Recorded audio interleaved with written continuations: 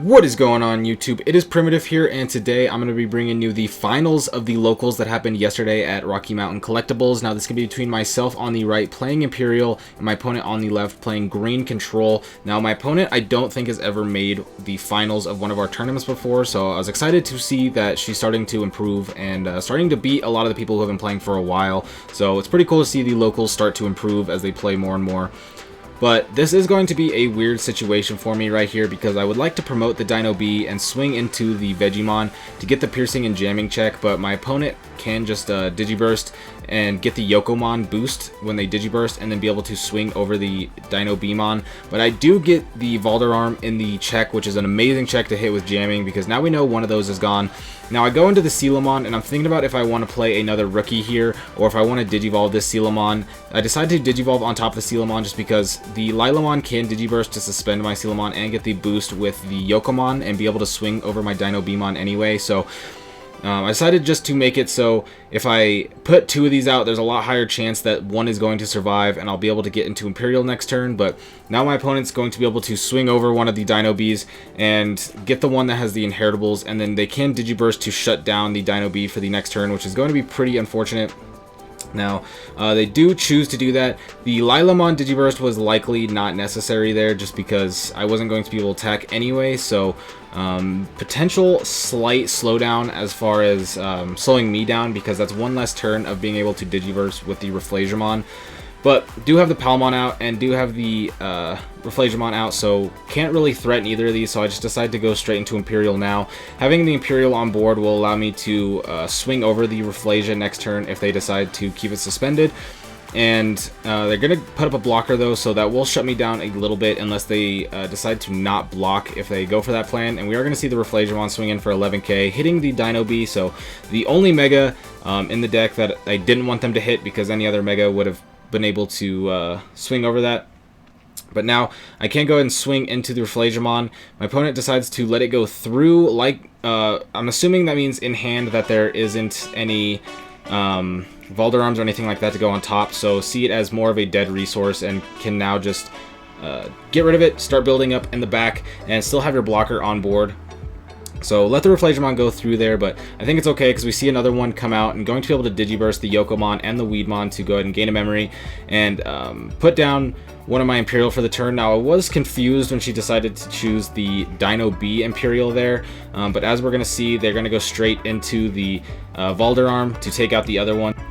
So now it's a little bit weird because I'm starting to run a little bit lower on security checks and my Imperial's just been shut down for a couple turns, so the aggression that I need to win the game is starting to dwindle, and if I lose this other Imperial I could be in a lot of trouble. The Valdararm doesn't scare me as much now that it's out just because it can't Digivolve and start deleting stuff anymore, so it's just the Valdararm. Although it is annoying as a 14k, being able just to have it swing one check each turn isn't the most terrifying.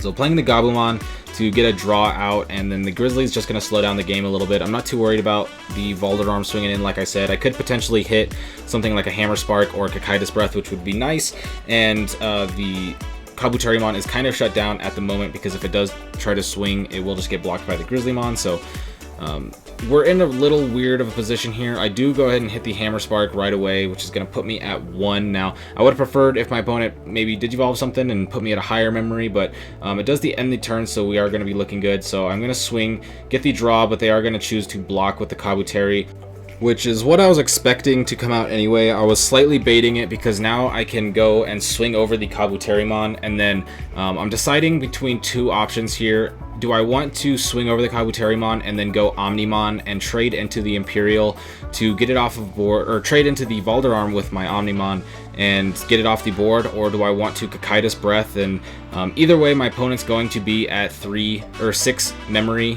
whether I swing in with Valdararm and trade or if I play the Kakaitis Breath. So I decide the Kakaitis Breath is going to be more impactful because I get to keep my Imperial on board, but that was just the thought process there, and for whatever reason I kind of forgot that the Valdararm was going to gain 3 memory at the end of the turn, so that's why I was thinking about it instead of just going straight for the Kakaitis Breath. Once I remember the Valdararm was going to gain 3 memory at the end of the turn, didn't really matter. Let's just get it off the board. If my opponent wants to go into a Reflagemon, that's fine, and go straight, and if they want to go into a Valdararm, that's also fine because it'll put me at a lot of memory. And so my opponent's going to be able to gain a memory off of the Weedmon Digiburst there, and then gain the 2k off of Reflagemon's ability, which allows them to swing over my Imperial. And because they Digibursted my Grizzlymon, I'm not going to be able to block there. And then we see the Valderam, so it wouldn't matter anyway. But my opponent does put me at 5, so that's a pretty decent amount of memory to try and build up with. For some reason, I paid a memory there to Digivolve my rookie. I don't know what I was thinking, but did put it back.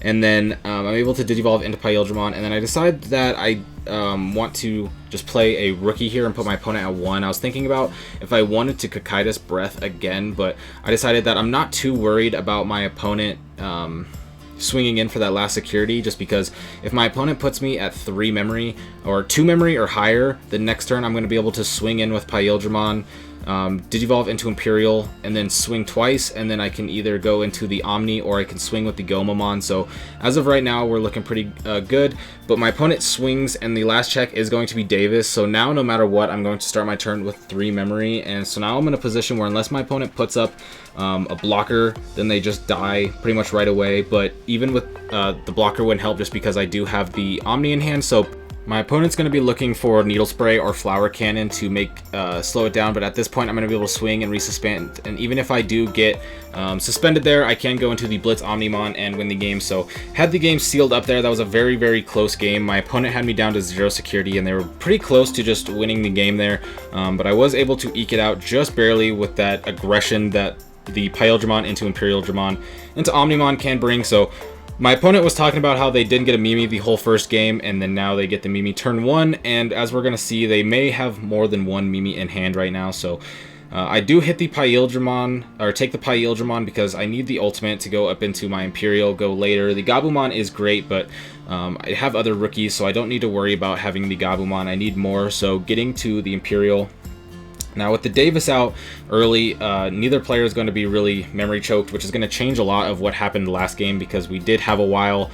Pretty much there was just only the Tamer at the end of the game that happened, and so now with both Tamers it's going to be completely different dynamic. But now I'm able to swing and then get draw jamming and then unsuspend, and then once I unsuspend I get to draw with the Vmon, so getting a lot of draw, getting the Imperial on board, and I'm already looking in a great position. But my opponent is going to Digiburst and go straight into Reflageramon, so now they're going to be able to Digiburst and shut down my Imperial for a turn, getting the Yokomon back to hand, Vegemon instead of Weedmon, so no memory gain this time.